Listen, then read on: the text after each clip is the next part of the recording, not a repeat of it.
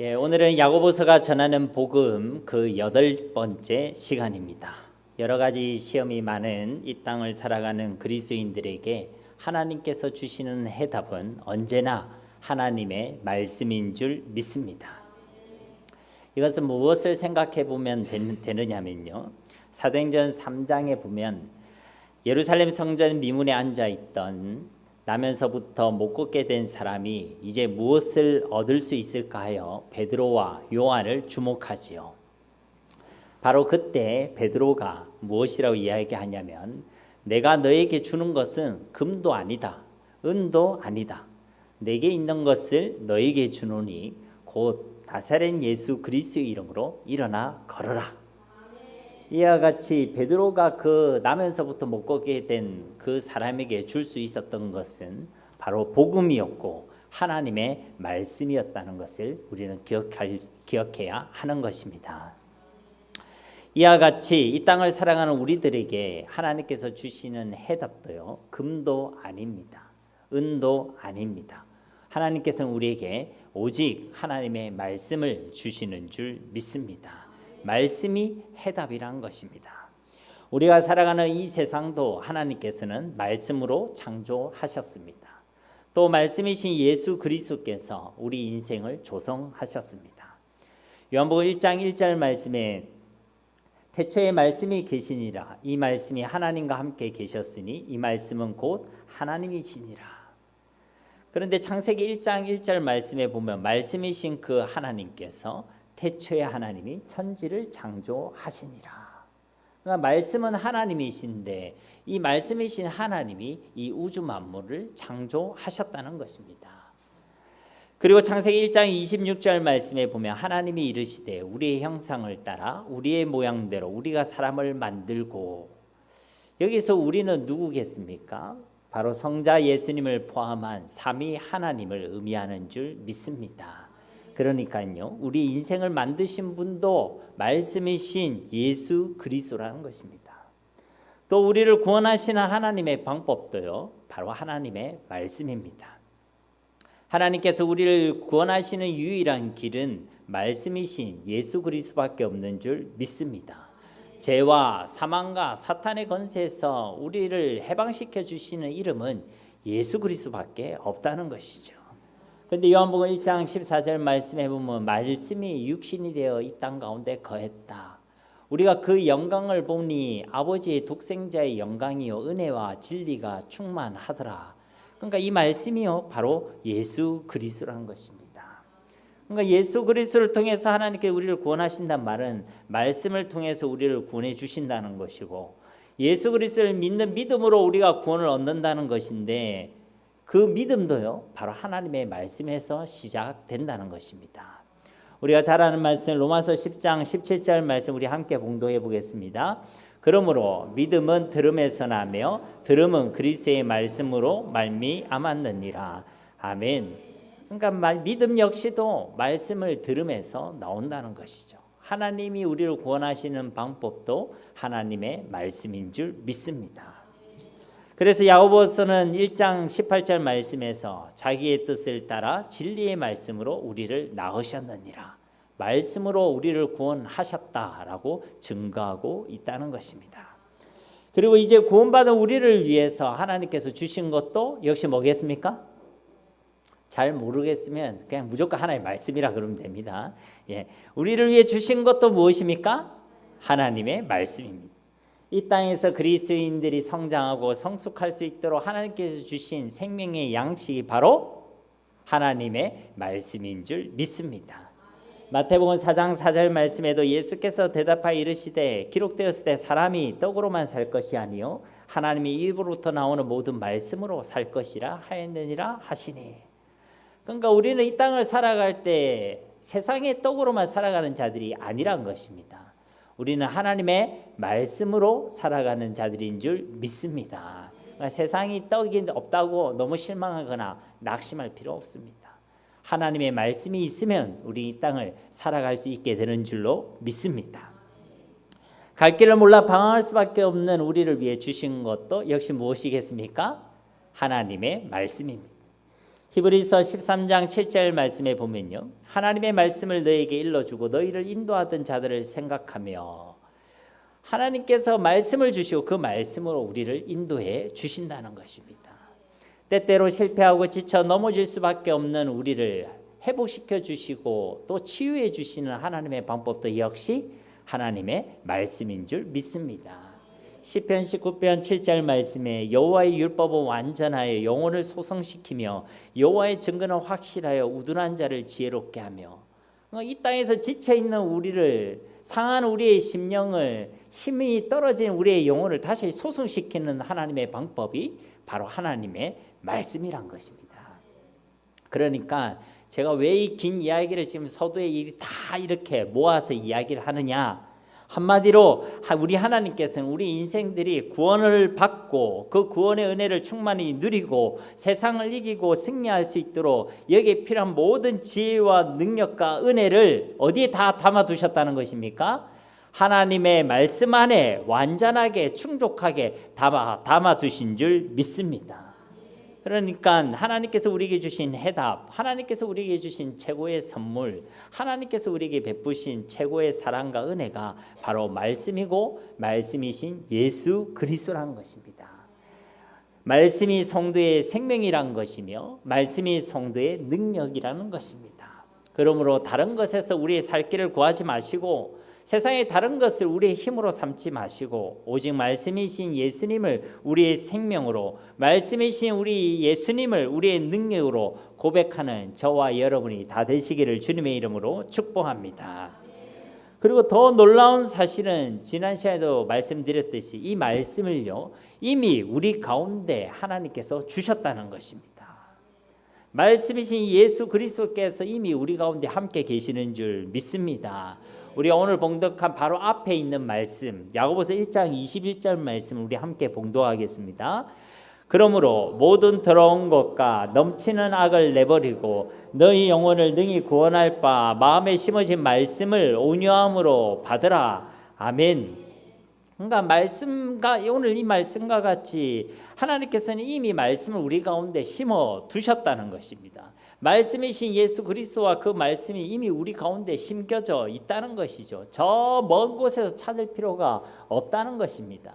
이미 하나님께서 모든 해답인 그 말씀을 우리 가운데 심겨 두신 줄 믿습니다.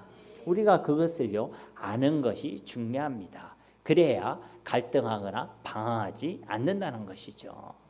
그리고 바로 이 말씀 가운데 야고보서가 제기하고 있는 모든 문제들에 대한 해답이 담겨져 있습니다. 야고보서는 우리가 이 땅을 살아가는 우리 그리스도인들, 흩어져 있는 교회들의 문제들을 진단하고 있지 않습니까? 시험과 인내의 문제, 온전한 믿음과 지혜의 부재의 문제, 그 지혜의 부족함으로 하나님을 오해하고 예수를 믿는데도 세상의 부를 동경하며 예수를 믿는데도 세상의 마음을 빼앗겨버린 그 두 마음의 문제를 이야기하고 있다는 것입니다. 그리고 그 모든 문제 해결책을 바로 이 1장 21절 말씀에 다 담아두었다는 것이죠. 그 해답이 무엇입니까? 우리 속에 심겨져 있는 그 말씀이 해답이다라고 증거하고 있다는 것입니다. 특별한 다른 무엇이 있는 것이 아니라 이미 우리가 믿고 받아들인 그 예수 그리스도의 복음의 말씀이 바로 해답이고 그 말씀이 그 복음 자체가 가장 특별한 것이라고 우리에게 증거하고 있다는 것입니다. 그러니까 우리에게 이미 해답은 주어졌다는 것이죠. 말씀이 심겨졌다는 것입니다. 말씀이신 예수 그리스도가 우리와 이미 함께 계시는 줄 믿습니다. 중요한 것은 무엇이냐면 그 말씀을 우리가 어떻게 대하느냐. 오늘 이 야고보서 1장 21절 방금 읽은 이 말씀에는 그 말씀을 어떻게 대하라고 되어 있습니까? 우리의 영혼을 능히 구원하는 그 말씀, 우리의 마음에 심어진 그 말씀을 온유함으로 받으라. 그러니까 이것이 바로 야고보서가 우리에게 제시하고 있는, 선포하고 있는 해답이란 것입니다. 말씀이 이미 선포되었고 그 말씀이 이미 너에게 심겨졌는데 그 말씀을 온유함으로 받으라는 것입니다. 그러니까 우리에게 심어두신 그 말씀을 우리가 이 온유함으로 받아들이느냐 아니면 그렇지 못하느냐, 여기에서 모든 승패가 결정된다는 것이죠. 우리에게 심어두신 그 말씀을 우리가 어떻게 대하느냐에 따라 우리의 삶이 달라지고 우리의 삶의 결과가 달라지고 우리가 맺는 열매가 달라지게 된다는 것입니다. 이것은 예수님께서 비유하신 마태복음 13장에 있는 씨 뿌리는 자의 비유를 우리가 보면 더 자세히 이해할 수 있습니다.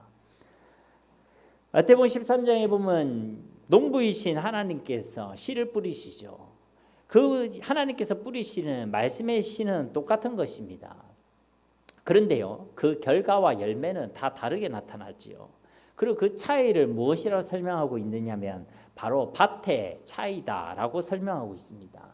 그 씨가 떨어지고 심겨지는 그 밭이 어떠한가에 따라 그 씨의 결과와 열매들이 완전히 다르다라고 증거하고 있다는 것이죠.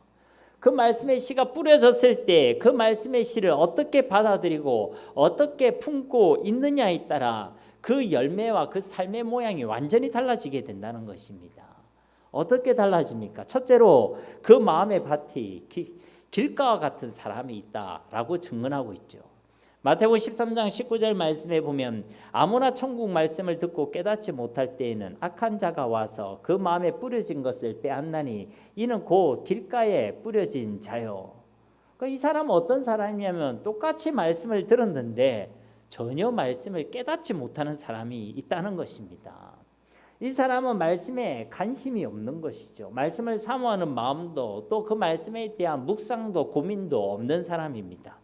그래서요, 말씀을 깨닫지 못합니다. 그리고 무엇을 알 수 있냐면 이 사람 말씀을 두고 기도하지 않습니다. 받은 말씀을 위하여 기도하지 않는다는 것이죠. 말씀을 깨달으려면 누구의 도움이 필요합니까? 성령 하나님의 도움이 반드시 필요한 줄 믿습니다. 그래서 기도와 말씀은 떼놓을 수가 없는 것이죠. 그런데 이 사람이 깨닫지 못했다는 것은요, 기도하지 않았다는 것입니다. 말씀 가운데 성령 하나님의 일하심과 역사를 전혀 경험하지 못했다는 것이죠. 그래서요, 깨닫지 못한다는 것입니다. 이런 사람은 어떻게 됩니까? 그 마음에 뿌려진 것을 빼앗긴다. 일단 그 마음에 뿌려진 말씀은 있다는 것입니다. 그런데요, 이 말씀이 심겨지기도 전에, 뿌리를 내리기도 전에, 결실을 하기 전에 이미 빼앗긴다는 것이죠. 이 사람의 삶에는요, 어떤 뿌리도 없습니다. 그리고 어떤 열매도 있지 않는다는 것이죠. 그래서요, 삶의 변화가 없습니다. 말씀 분명히 들었는데 삶이 변하지 않는다는 겁니다. 둘째로요, 그 마음의 밭이 돌밭과 같은 사람들도 있습니다.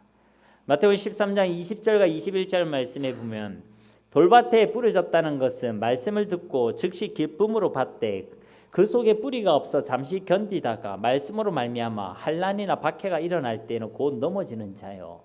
이 앞에 마태복음 13장 5절 말씀에 보면요, 이 사람 말씀을 듣고 싹은 틔웠다라고 이야기합니다. 그러니까 말씀을 듣고 나서요, 잠시 동안은 그 말씀이 생명이니까 생명의 증거를 드러낸다는 것이죠. 그런데요, 그게 다라는 것입니다.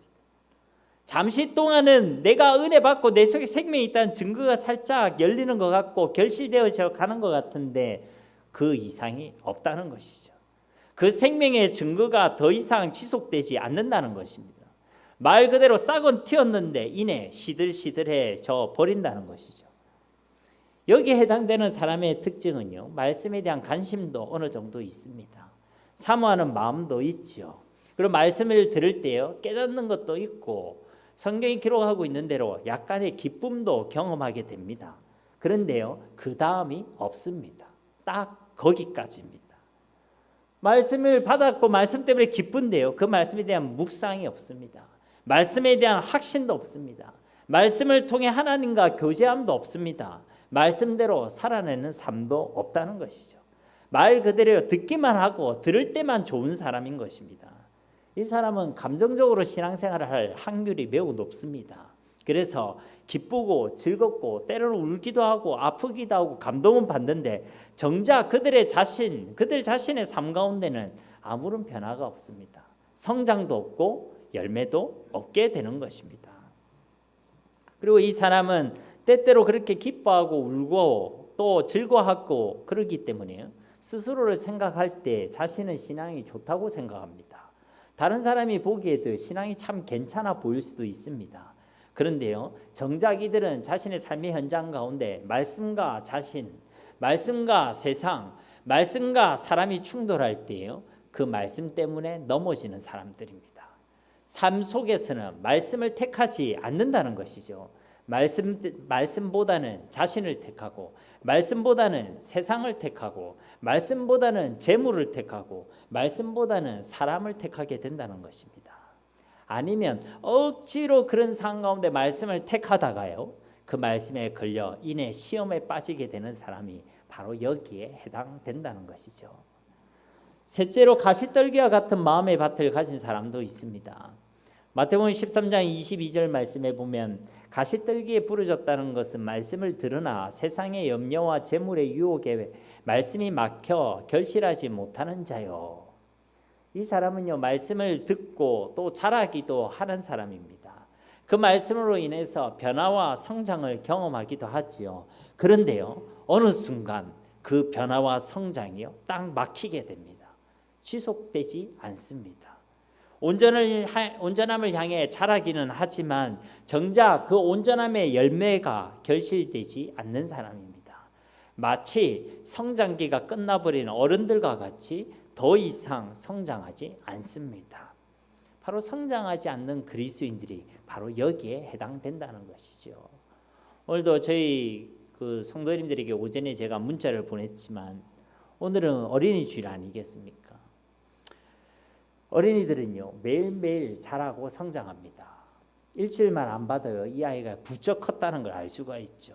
하루하루가 다른 그 아이들, 그들처럼 우리 그리스도인들은요, 하루하루가 달라져야 할 줄로 믿습니다.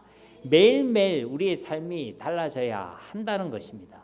부쩍부쩍 키가 크고 마음과 생각이 자라가는 그 어린아이들의 성장기처럼 우리의 영적 성장기는 예수님을 구주로 고백한 그 순간부터 주님 부르시는 그날까지 중단 없이 계속 되어야 할 줄로 믿습니다.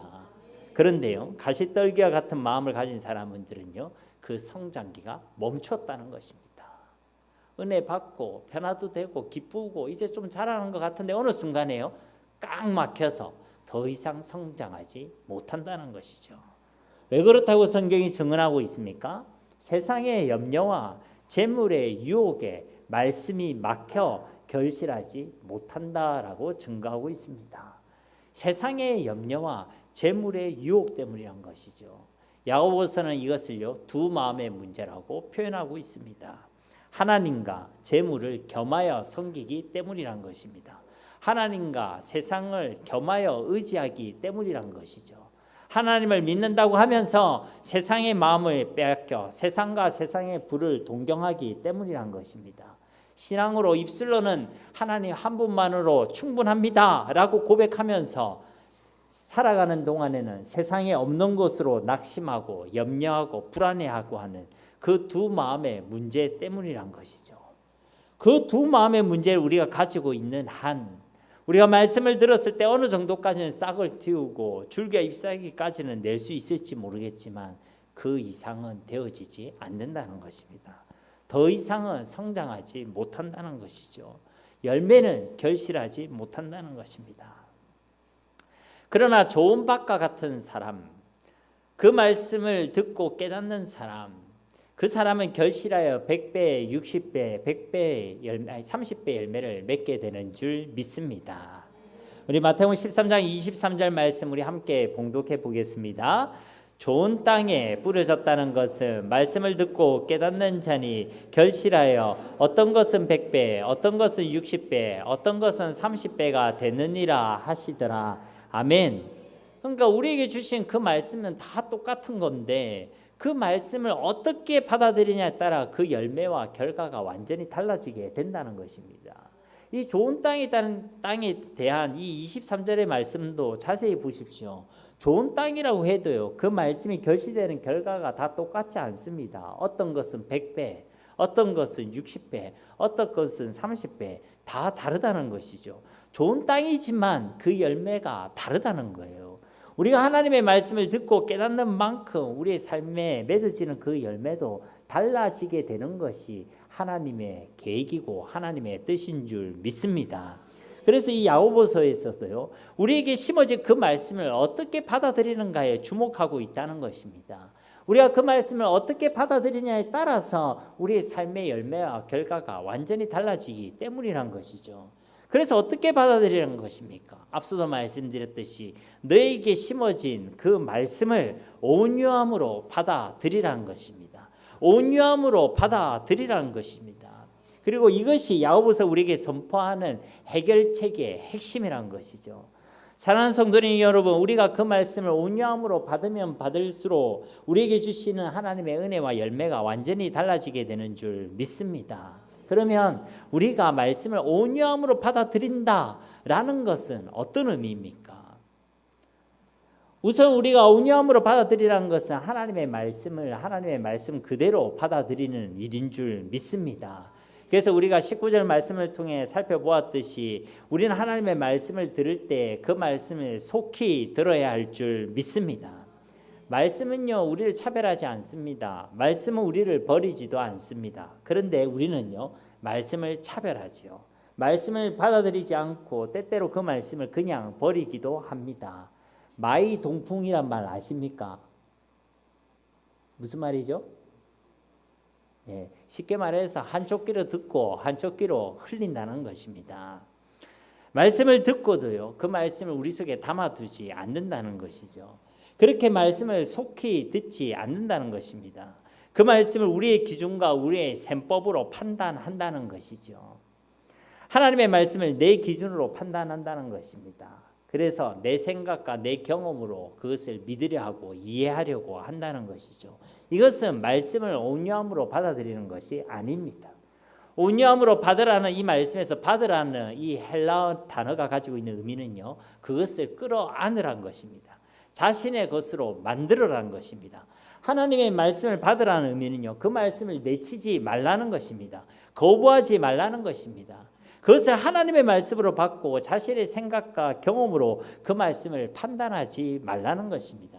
오직 어린아이와 같이 그 말씀을 속히 듣고 그 하나님의 말씀을 겸손한 마음으로 끌어안고 받아들이라는 것이죠. 사랑하는 성도님 여러분, 여러분들도 이제 자녀를 키워보신 분들은 아시겠지만 어린아이들이 어릴 때는요, 부모가 하는 말을 곧이곧대로 잘 믿습니다. 그래서 성탄절 날에 아이들한테 이야기해 주죠. 너 많이 울면 선물 못 받는다. 그러면요, 진짜 울면 안 되는 줄 알고 애들이 울면서도요, 뚝 거칩니다. 그러면서 하면서 울음을 거치죠. 선물 받겠다고. 오늘날 이제 다 큰 아이들한테요, 너 울면 선물 못 받는다 하면요, 코웃음 칩니다. 그런 말에 넘어가지 않는다는 것이죠. 저희 집만 해도요, 어린 애들이 어릴 때는요, 이것 좀 해줘, 이것 좀 해 하면요, 항상 그대로 잘 하더라고요. 그런데 이 아이들이 이제 조금 크니까요, 똑같이 이것 좀 해, 이것 좀 해줘 이렇게 하면요, 그냥 하지 않습니다. 왜 그냥 하지 않느냐면요, 이 아이들에게는 이유가 필요해요. 그래서 왜라는 질문을 던지죠. 왜 내가 해야 하는지, 왜 지금 해야 하는지, 왜 나만 해야 하는지, 여기에 대한 이유를요, 알려달라고 합니다. 그러면요, 우리 엄마들, 주부들은 얼마나 바쁩니까, 그죠? 그래서 마음의 여유가 있을 때 하나하나 설명해 주죠. 이렇게 이런 이유 때문에 네가 해야 돼, 이렇게 이해를 하죠. 근데요, 막 정신이 없어요. 막 설거지하고 밥하고 빨래하고 막 이러고 있는데 이것 좀 해줘 했는데 애들이 안 도와주면 이제 이 게이지가 차죠. 그러면 이제 설명할 마음의 여유가 없으면 뭐라고 얘기합니까? 야, 그냥 해. 그렇게 하지 않겠습니까, 그죠? 그러니까요, 이 아이들이요, 자라고 좀 더 크면요, 곧이곧대로 듣지는 않는다는 것입니다. 자신들이 납득이 되어야 하고 자신들이 이해가 되어야 그래야 따르겠다라고 이야기한다는 것이죠. 그래서 부모들은요, 여기에 설명이 필요하고 설득이란 과정이 필요하다는 것을 이제 인지하게 된다는 것입니다. 이런 과정이요, 나쁘다는 것은 아닙니다. 그러나요, 하나님의 말씀에 대해서는 다릅니다. 하나님의 말씀에 대해서는요, 내가 그것을 이해하기 이전에 순종함이 먼저 이루어져야 될 줄 믿습니다. 내가 이해됐어야 믿는 것이 아니라 먼저 믿어야 할 줄 믿습니다. 그렇게 우리가 먼저 믿을 때에 더욱 이해가 되어지고 우리가 먼저 순종할 때에 진짜 깨달아지는 것이 바로 하나님의 말씀인 줄 믿습니다. 내가 이해되어야, 내가 설득이 돼야, 내가 납득이 돼야 그 말씀을 따르겠다. 이것은요, 사람의 원리고 우리의 셈법이지 하나님의 말씀은 그렇지 않습니다. 때로 내가 이해되지 않아도 믿음으로 선포해야 될 때가 있고, 내가 납득이 되지 않더라도 그 길을 순종함으로 걸어가야 될 때가 있다는 것이죠. 그리고 그렇게 믿음을 고백하고 우리가 순종함으로 나아갈 때 그 말씀이 진짜 깨달아지게 되는 것이 바로 하나님의 말씀인 줄 믿습니다. 그러므로 하나님의 말씀을요, 자꾸만 내 지식과 경험으로 이해하려는 것은 옳지 않습니다. 그것은 하나님의 말씀을 온유함으로 받아들이는 것이 아니기 때문인 것이죠. 하나님의 말씀을 하나님의 말씀으로 믿고 그 말씀이 하나님의 말씀이기 때문에 어린아이 같이 항상 고지고대로 받아들이고 그 말씀에 어린아이 같이 순종하는 것이 바로 주의 말씀을 온유함으로 받아들이는 일인 줄로 믿습니다. 오늘 본문의 말씀은 바로 이런 의미의 말씀을 우리에게 주고 있습니다. 22절 말씀에 너희는 말씀을 행하는 자가 되고 듣기만 하여 자신을 속이는 자가 되지 말라. 22절 말씀에서는 우리에게 한 가지 사실을 경고하고 있죠. 자신을 속이는 자가 되지 말라. 자신을 속이는 자가 되지 말라는 것입니다. 그럼 어떤 사람이 자신을 속이는 자입니까? 말씀을 듣기만 하고 그 말씀을 행하지 않는 사람, 바로 그 사람이 자신을 속이는 자라는 것입니다. 많은 사람들이 자신이 들은 것을 가지고요, 마치 자기가 그렇게 된 줄로 착각하며 살아갑니다. 그런데 오늘 말씀은요, 말씀을 듣기는 들었는데 듣기만 한 것은 진짜 들은 것이 아니라라고 말씀하고 있다는 것이죠. 예를 들자면 서로 사랑하는 것이 하나님의 뜻이라고 우리가 말씀을 들었습니다. 말씀을 듣는 그 시간에 우리는 그 말씀을 이해했죠. 그 말씀을 내가 받아들였다라고 생각했습니다. 그런데요, 정작 우리가 살아가는 그 삶 가운데 우리는 사랑하지 못한다는 것이죠. 여전히 그 사람을 용서하지 못하고 있다는 것이죠. 지금까지도 그를 받아들이지 못하고 있다는 것입니다. 만약 그렇다면요, 그렇게 내가 말씀을 들었다고 생각한 것, 그렇게 내가 말씀을 깨달았다라고 생각한 것, 그렇게 내가 말씀을 받아들였다고 생각하는 것, 그것은요, 우리만의 착각이란 것입니다. 동시에 오늘 말씀과 같이 스스로를 기만하고 속이는 일이라고 오늘 말씀을 증거하고 있다는 것이죠. 즉 말씀을 들었지만 그 말씀에 순종하지 않는 것, 말씀을 듣고도 그 말씀을 행하지 않는 것은 말씀을 들었다고는 하지만 정말로는 듣지 않았다는 것입니다. 말씀을 받아들였다고는 하지만 정말은 받아들이지 않았다는 것이죠. 그 말씀을 온유함으로 받아들이지 못했다는 것입니다. 그래서 스스로 속이지 말라는 것입니다. 그 말씀을 온유함으로 받아들였다라고 착각하지 말라는 것입니다. 흔히 우리는 하나님의 말씀을 듣고 오늘 은혜 좀 많이 받았습니다 라는 표현을 스스로 합니다. 물론 말씀의 시간을 통해 이전에 알지 못했던 부분을 알게 되고 또 깨닫게 되고, 그래서 그 말씀으로 인해 일순 기쁨과 감사를 경험하기도 되지요. 그러다 보면요, 그것만으로 우리는 내가 진짜 말씀을 잘 들었다, 은혜 받았다, 그 말씀을 잘 받아들였다라고 생각할 수 있다는 것입니다. 그게 나쁘다는 것이 아니라 그게 전부가 아니란 것이죠. 더 중요한 기준이 있다는 것입니다. 우리가 그 말씀을 진짜 온유함으로 받아들였는가, 그 기준이, 더 중요한 기준이 있다는 것이죠. 그 기준이 무엇이냐면 우리의 삶 가운데 그 말씀대로 행하는 삶을 살아내었느냐, 이것이 더 중요하다는 것입니다. 정말로 우리에게 주신 그 말씀대로 우리가 순종하며 삶을 살아내었는가, 그것이 더 중요한 기준이라는 것이죠.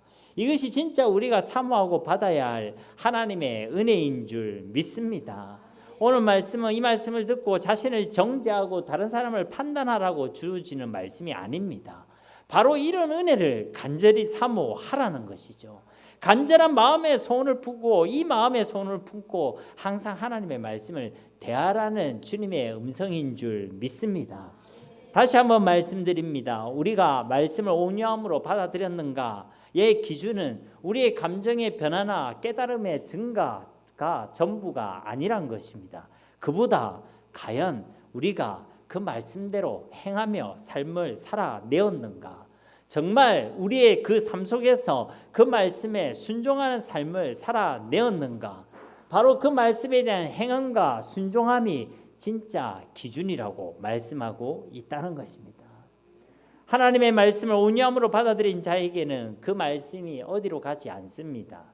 그의 심령 가운데 잘 박힌 목과 같이 그 말씀이 머물게 되는 줄로 믿습니다. 그리고 머물게 돼 있는 그 말씀은 항상 살아있고 능력이 있기 때문에 그 말씀이 우리 안에서 역사한다는 것이죠. 그래서 그 말씀이 심겨져 있는 사람은요, 당연하게도 그 말씀에 대한 행함과 순종이라는 열매를 맺게 된다는 것입니다. 시편 40편 8절 말씀 우리 함께 봉독해 보겠습니다. 시편 40편 8절 말씀입니다. 나의 하나님이여, 내가 주의 뜻 행하기를 즐기오니 주의 법이 나의 심중에 있나이다 하였나이다. 아멘. 그러니까 지금 이 시편 40편의 기자가 무엇이라고 고백하냐면, 내가 주님의 뜻을 행하기를, 주님의 말씀에 순종하기를 즐거워합니다. 왜냐하면 주님의 법이 나의 심중에 있기 때문입니다. 그러니까 하나님의 말씀이 그 심중에 있는 사람은, 하나님의 말씀을 온유함으로 받아 그 말씀이 심겨져 있는 그 사람은 주의 뜻을 행하기를 즐거워하게 되어 있다는 것입니다. 하나님의 말씀에 순종하는 것이 기쁨과 즐거움이 된다는 것이죠. 여기서 한 가지를 더 덧붙여서 말씀드리자면, 진짜 하나님의 말씀을 온유함으로 받아서 그 말씀이 그의 심령 가운데 심겨진 자는 믿음의 선순환을 경험하게 되는 줄 믿습니다. 용어가 좀 어렵죠. 믿음의 선순환을 경험하게 된다는 것입니다. 즉 말씀을 온유함으로 받아서 그 말씀에 대한 행함과 순종함이라는 열매를 결실한 자는요, 그 열매로 인해서 더욱 하나님의 말씀을 온유함으로 받게 된다는 것입니다. 그러면 그 말씀이요, 더욱 우리 가운데 깊게 심겨지게 되는 것이고, 마치 뿌리가 깊은 나무가 더욱 건강하게 성장해지는 것 같이 우리가 결실하게 되는 행함과 순종함의 열매도 더욱 풍성해지게 된다는 것이죠. 그래서 처음에는 30배로 결실되던 그 말씀이요, 이 믿음의 선순환의 과정 속에서 60배로 결실되게 되는 것이고, 또 60배로 결실되면 더욱더 온유함으로 하나님의 말씀을 우리는 받아들이게 되는 것이고, 그 말씀은 더욱 깊은 뿌리를 가지고 우리 가운데 심겨지게 되는 것이고, 이제는 100배로 결실되는 말씀의 열매를 우리가 경험할 수 있게 된다는 것입니다. 이것이요 바로 믿음의 선순환이라는 것이죠. 이 믿음의 선순환이 저와 여러분 모두에게 꼭 경험되시기를 주님의 이름으로 축복합니다. 그리고요, 이 믿음의 선순환을 우리 인생 가운데 한 번이라도 정확하게 경험하는 것은요, 너무나도 중요한 것입니다. 우리가 누군가를 용서한다는 거 쉽습니까? 어렵습니까? 안 해보셨어요? 누군가를 용서한다는 건요, 너무 힘든 일입니다. 누군가에 대한 감정이 틀어지잖아요. 관계가 틀어졌습니다. 시비를 가르려고 하면 가릴 수 있겠죠. 누가 좀 더 잘했고, 그리고 누가 좀 못했고 나올 것입니다. 그러나 우리가 한문철의 블랙박스를 보면 알겠지만 100대 0은 거의 잘 없거든요. 항상 10대 9, 20대 80 그런 시비를 가리려면 가릴 수는 있겠죠. 그런데요, 그게 중요한 것은 아닙니다. 그런데 관계가 딱 틀어지면요, 그 사람이 뭘 해도 미워 보여요, 사랑스러워 보여요? 미워 보이죠. 그 사랑할 때는 그 사람이 하품만 해도 어찌 저리 귀엽노 이러시고, 눈곱이 있으면 왠지 저희 눈곱도 너무 귀엽게 보이고. 그런데요, 그 사람에 대한 미움의 마음이 있으면 뭘 해도 어때요? 밉상이죠. 하품을 하면 하품해도 밉상이고, 웃고 있으면 웃어도 밉상이고, 앞에서 그 사람이 예를 들어 막 기쁨으로 찬양하고 있다, 그래도 밉상이죠. 너무 끄떡거리지 마세요. 우리 인격이 드러나니까. 그러니까요, 누군 그런 사람을요, 내가 용서한다는 건요, 사실 쉬운 일이 아닙니다. 그런데요, 주님께서 말씀을 주시고 그 말씀으로 힘을 주실 때요, 내 마음속에 용서하려는 마음이 싹 들 때가 있습니다. 바로 그때요, 그 말씀에 순종하시기를 주님의 이름으로 축복합니다. 그렇게 내가 용서할 수 있는 마음을 딱 주셨을 때 내가 딱 순종해서 용서하게 되면요, 다른 누구에게가 아니라 바로 나에게 자유함이 생기게 되는 줄 믿습니다. 용서하지 못하면요, 묶여요. 그 사람을 보면요, 힘듭니다. 그 사람 웃고 있어도 힘듭니다. 뭘 해도 힘듭니다. 평안하다가도 그 사람 얼굴만 봐도 힘이 들죠. 그런데 용서하고 나면요, 자유함이 생겨요. 나한테 용서하고 사랑하면요, 내가 평안을 누리게 된다는 것입니다. 미워하고 있을 때, 용서하지 못하고 있을 때 누리지 못했던 그 자유함과 평안을 누리게 되는 줄 믿습니다. 그러니까요, 한 번 이 하나님의 역사를, 이 믿음의 선순환을 우리가 경험하는 것은요, 너무나도 중요한 것입니다. 이것을 한번 딱 경험하면요, 그렇게 수십 년 동안 걸렸던 그 용서란 열매가요, 그 다음에는 수년 만에 열릴 수도 있습니다. 그리고 그 다음에는요, 수일 만에 맺어질 수도 있어요. 그렇게 용서와 사랑의 열매를 결실하게 된다는 것입니다. 이스라엘 백성들도 보십시오. 홍해 앞에서는요, 그들이 다 죽게 되었다고 벌벌 떨던 그런 사람들 아니었습니까? 그런데 이들이 홍해 사건을 딱 한번 경험하고 나니까요, 그 다음 요단강을 건널 때는 그렇게 벌벌 떨거나 막막해 하지 않았습니다.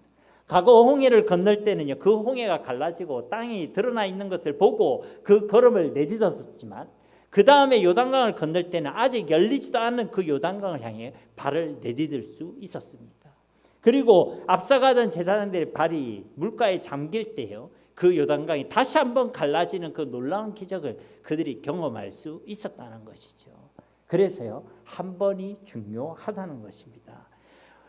우리가 그 한 번을 정말 정확하게 분명하게 경험하게 되면요, 그 다음은 쉽게 이루어지게 된다는 것이죠. 그러므로 진짜 하나님의 말씀을 온유함으로 받아 그 말씀이 우리 속에 거하게 되고, 이제 우리가 그 말씀의 은혜로 그 말씀을 행하는 삶, 그 말씀에 순종하는 삶의 열매를 맺게 되고, 또 그것으로 인해서 그 다음에는 우리가 더욱더 그 말씀을 온유함으로 받아들이게 되고 더 풍성한 삶의 열매를 맺게 되고, 이런 믿음의 선순환이 저와 여러분 가운데 있게 되기를 주님의 이름으로 축복합니다. 야고보서 2장 22절 말씀에도 네가 보거니와 믿음이 그의 행함과 함께 일하고 행함으로 믿음이 온전하게 되었느니라. 이 말씀도 믿음의 선순환을 이야기하는 것입니다. 우리가 온유함으로 하나님의 말씀을 받아들인다는 것은 곧 그 말씀을 믿음으로 받아들인다는 것인데, 이 믿음은 항상 행함과 함께 일한다는 것이죠. 믿으면 행하게 되어 있다는 것입니다. 그렇게 행함과 순종의 열매를 맺어지면요, 그 행함과 순종함은 우리의 믿음을 더욱 온전하게 한다는 것이죠. 역시 믿음의 선순환을 이야기하고 있다는 것이죠. 앞서도 잠깐 말씀드렸지만 우리가 믿음으로 이 땅을 살아가고 말씀대로 이 땅을 살아가고 하는 것은 결코 만만한 일이 아닙니다. 당장 큰 이익이 있는데 말씀이 아니기 때문에 그것을 포기해야 되고 큰 손해를 감수해야 되는 거, 그건 쉽지 않습니다. 잠깐 편법을 쓰고 불법을 쓰면 어마어마한 이익을 가질 수 있는데, 말씀이 그것이 아니라고 이야기하기 때문에 그것을 내려놓고 포기한다는 게 쉬운 일은 아니란 것이죠.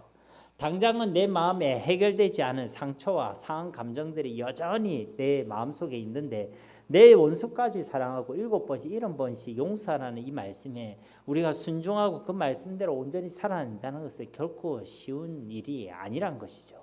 내 자존심, 내 이미지가, 그리고 내 상한 감정과 내 면이 이를 쉽게 허락하지 않는다는 것입니다. 그럼에도 불구하고 성경은요, 자꾸만 나를 부인하라고 말씀합니다. 그런 나를 부인하라는 것이죠. 자기의 십자가를 지고 주님을 따르라고 말씀합니다. 세상도 사람도 자기가 아니라 하나님의 말씀을 따르라고 말씀하고 계신다는 것이죠. 여러분은 어떻게 하고 계십니까? 이렇게 자기를 부인하고 말씀을 따르는 일, 이것이 여러분에게는 어떠하십니까? 여러분 쉽습니까? 어렵습니까? 아니면 그때그때 다르십니까? 언제도 말씀드렸지만 이 일은 나의 힘으로는 결코 이루어질 수 있는 일이 아닙니다. 아니요, 거의 불가능합니다.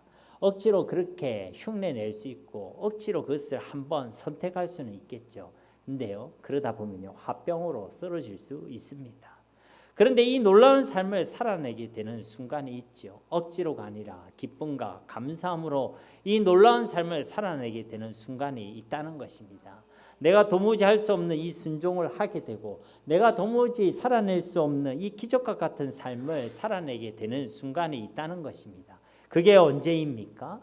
이 생명의 말씀, 능력의 말씀이신 하나님의 말씀이 내게 심겨졌을 때, 우리에게 그렇게 허락하신 그 하나님의 말씀을 우리가 진짜 온유함으로 받아들였을 바로 그때에 그 말씀이 우리 속에 역사하여 우리 그 말씀의 다스림과 통치 속으로 우리를 인도해 가실 때 우리는 바로 이 놀라운 삶을 살아나게 되는 줄로 믿습니다.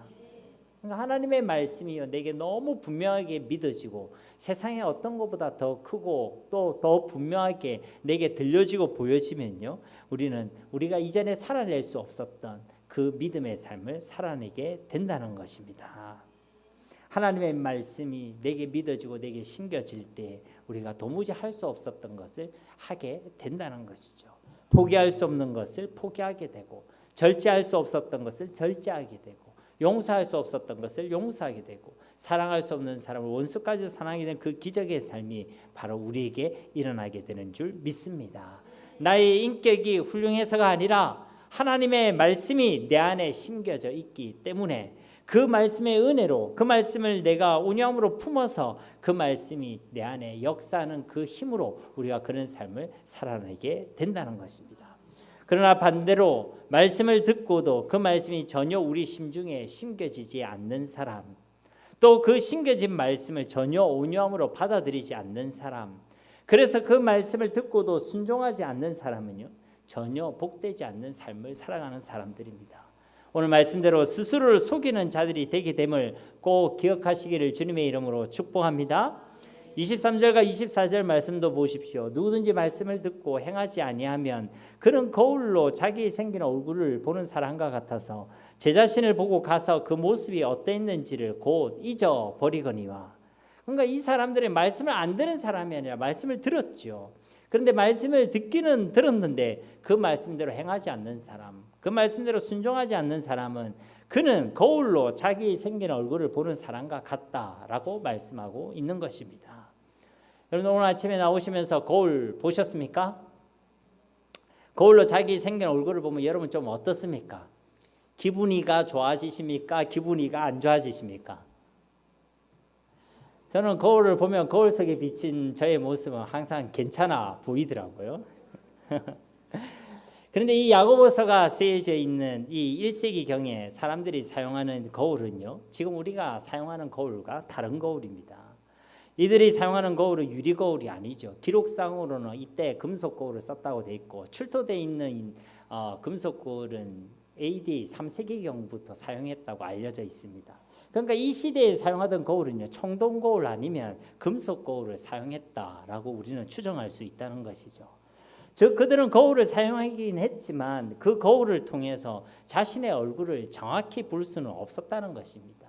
그 거울을 보고 있을 때는 대략적인 자신의 얼굴의 형태와 모양을 짐작하고 파악할 수는 있었겠지만 그 거울에서 벗어나서는 그 모습이 어떠했는지를 정확히 기억하고 떠올리기가 쉽지 않았다는 것이죠. 그래서 오늘 말씀대로 그 거울을 보고 가서는 그 모습이 어떠했는지를 곧 잊어버리게 되어 있다는 것입니다. 그러니까 말씀을 듣고도 행하지 않는 사람은 바로 이렇게 당시의 그 거울, 청동 거울 내지 금속 거울을 본 사람과 같다는 것이죠.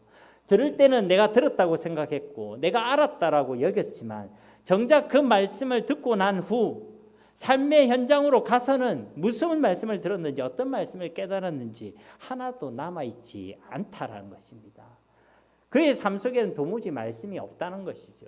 그의 삶 속에는 도무지 말씀이 보이지 않는다는 것입니다. 한마디로 그 말씀을 하나님의 은혜 가운데 제대로 받아들이지 못했다는 것이죠. 온유함으로 그 말씀을 받아들이지 못했다는 것입니다. 그리고 그 증거로 보고 가서는 그 삶의 현장에서는 전혀 말씀대로 살아내는 삶이 없다라는 것입니다. 어떤 행함도 어떤 순종함도 없다라는 것입니다. 그것이 바로 그 증거라는 것이죠. 그래서 야고보서는 우리를 향해 자신을 속이지 말라라고 말씀하고 있다는 것입니다. 여전히 말씀을 듣기만 하면서 그것도 제대로 듣지도 않았음에도 불구하고 예배를 드렸다고, 오늘도 기도했다고, 오늘도 말씀을 들었다고, 그렇게 은혜 받았다고 그렇게 스스로를 속이지 말라는 것입니다. 이것은요, 하나님께서 기뻐하시는 삶이 아닙니다. 사무엘상 15장 23절 말씀에 보면요, 이는 거역하는 것은 점치는 죄와 같고 완고한 것은 사신 우상에게 절하는 죄와 같음이라. 왕이 여호와의 말씀을 버렸으므로 여호와께서도 왕을 버려 왕이 되지 못하게 하셨나이다 하니. 그러니까 이 사무엘상 15장 23절에 보면 거역하는 것, 하나님의 말씀에 순종하지 않는 것은 점치는 것과 같다. 완고한 것, 하나님의 말씀을 듣지 아니하는 것은 우상을 섬기는 것과 같다. 그리고 이것은 하나님의 말씀을 버리는 것과 같다라고 말씀하고 있다는 것입니다.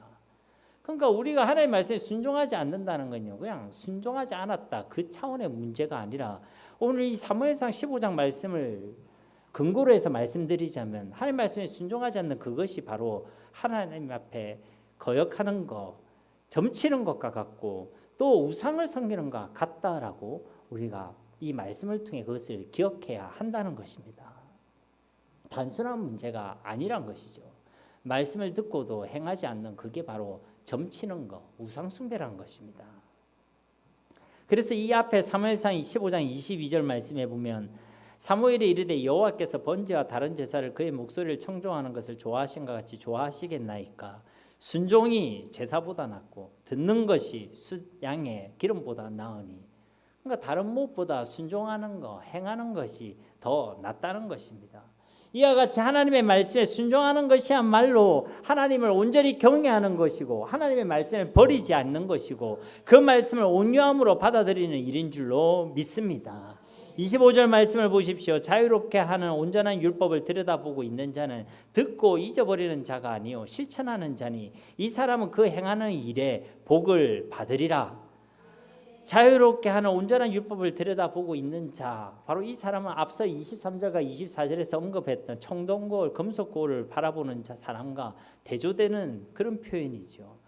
이 사람은 하나님의 말씀을 온전히 제대로 진짜로 들여다보고 있는 사람을 가리키고 있는 것입니다. 하나님의 말씀을 온유함으로 받아들이고 있다는 것이죠. 그리고 여기서도 그렇게 말씀하시죠. 그 말씀을 온유함으로 받아들이는 자의 특징을 이렇게 설명합니다. 듣고 잊어버리는 자가 아니요 실천하는 자다라고 말씀하고 있다는 것이죠. 사랑하는 성도님 여러분, 오늘 말씀의 제목을 꼭 기억하시기 바랍니다. 우리 가운데 심어진 그 말씀은 반드시 행하는 말씀이 되게 되는 줄로 믿습니다. 하나님의 말씀을 온유함으로 받아 우리 가운데 심어져 있는 그 말씀은 반드시 우리로 하여금 순종과 행함이라는 열매를 결실하게 하는 행하는 말씀이 되게 된다는 것입니다. 왜냐하면요, 하나님의 말씀은 죽은 말씀이 아니기 때문입니다. 우리가 믿는 하나님은 살아계신 하나님이 전능하신 하나님, 영원하신 하나님이시기에 그 말씀도 살아있는 말씀, 능력의 말씀, 영원한 말씀인 줄 믿습니다. 히브리서 4장 12절 말씀 우리 함께 봉독하겠습니다. 하나님의 말씀은 살아있고 활력이 있어 좌우의 날선 어떤 검보다 예리하여 홍과 영과 및 관절과 골수를 찔러 쪼개기까지 하며 또 마음의 생각과 뜻을 판단하나니. 아멘. 하나님의 말씀은 살아있고 능력이 있는 줄 믿습니다. 그래서요, 그 말씀이 우리 가운데 심어진 말씀이 되면 반드시 그 말씀이 그 생명력을 우리 가운데 드러내게 되어 있다는 것입니다. 우리 안에 심겨진 그 말씀이 우리 가운데 작동하고 역사하여 그 말씀이 우리를 변화시켜 주시는 줄 믿습니다. 그 말씀이 우리로 하여금 죽기까지 순종하셨던 우리 주 예수님을 닮아가게 한다는 것입니다. 그래서 그 말씀이 우리로 그 말씀에 즐거이 순종하게 만든다는 것이죠. 죽기까지 순종하셨던 그 주님의 순종을 닮아가게 한다는 것입니다. 그래서 25절 후반부에 있는 말씀에 보면 이 사람은 그 행하는 일에 무엇을 받으리라? 복을 받으리라. 그러니까 이 사람은 그 행하는 모든 일에 하나님의 복을 받게 되는 줄로 믿습니다. 야고보서에서 말씀하고 있는 이 복은 단순히 재물과 지위와 소유에만 관련된 복이 아닙니다. 앞서도 우리가 살펴보았듯이 여기 야고보서에서 말하는 이 복은 더 본질적인 복, 더 귀하고 더 영광스러운 복입니다.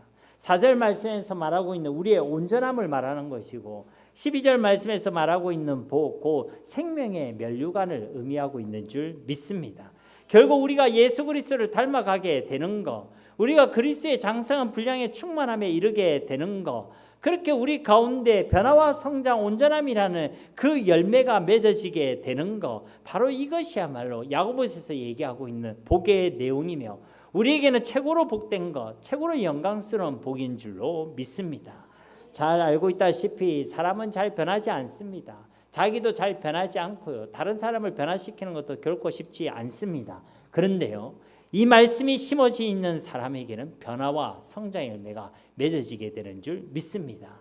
주님을 닮아가는 온전한 하나님의 사람으로 예수님을 닮아가게 한다는 것입니다. 그래서 이 사람은 진실로 복 있는 사람이라는 것입니다. 하나님께서 우리에게 주신 것은요, 바로 하나님의 말씀인 줄 믿습니다. 하나님 주신 해결책이 바로 말씀이라는 거예요. 그 말씀으로 여러 가지 시험이 가득한 이 땅 가운데 우리를 온전한 하나님의 사람으로 세우셔서 이 시험이 가득한 이 땅 가운데 온전한 인내를 이루게 하시고 하나님께서 주신 지혜로 믿음을 지켜내고 두 마음이 아니라 하나님을 향하여 전심으로 살아가게 하시는 것, 그 모든 것을 하나님께서는 말씀을 통해서 우리에게 행하여 주시는 줄 믿습니다. 우리는 한 가지만 하면 되는 것이죠. 우리에게 허락하신 그 말씀을 진짜 온유함으로 받아들이시기를 주님의 이름으로 축복합니다. 그러면요, 심어져 있는 그 말씀이 우리 가운데 역사하게 되는 것입니다. 이전에 우리가 맺을 수 없었던 그 행함과 순종의 열매를 결실하게 한다는 것입니다. 더 이상 자신을 속이는 자가 되지 마시고 듣고도 우리의 삶의 현장에는 어떤 말씀도 보이지 않는 자가 되지 마시고 그 말씀이 우리 속에 있음을, 그 말씀이 우리 가운데 살아 역사하고 있음을 분명하게 드러내고 증명하는 자가 되시기를 바랍니다. 그런 자에게 하나님께서 믿음의 선순환을 경험하게 하시고 오늘 약속하신 말씀대로 하나님께서 주시는 복을 우리가 순종하는 모든 일 가운데 풍성히 부어주실 줄 믿습니다. 우리 마지막으로 함께 따라해 보겠습니다. 우리 가운데 심어진 말씀은 반드시 우리의 삶 가운데 행하는 말씀이 된다. 아멘. 이러한 은혜와 복을 우리의 삶 가운데 풍성히 누리는 우리 세계로 교회 모든 가족들이 다 되시기를 예수님의 이름으로 간절히 축원드립니다. 우리 이 시간 말씀을 통해서 주시는 은혜와 기도의 제목을 붙들고 함께 기도하겠습니다. 주님, 우리에게 하나님께서는 이미 해답을 주시고 말씀을 우리 심령 가운데 심겨두셨는데 우리가 그 말씀을 듣기만 하는 자들이 되지 않기를 원합니다. 듣기만 하는 것으로 우리가 알았다고 깨달았다고 우리 신앙이 온전하다고 그렇게 스스로를 속이는 자가 되지 않기를 원합니다.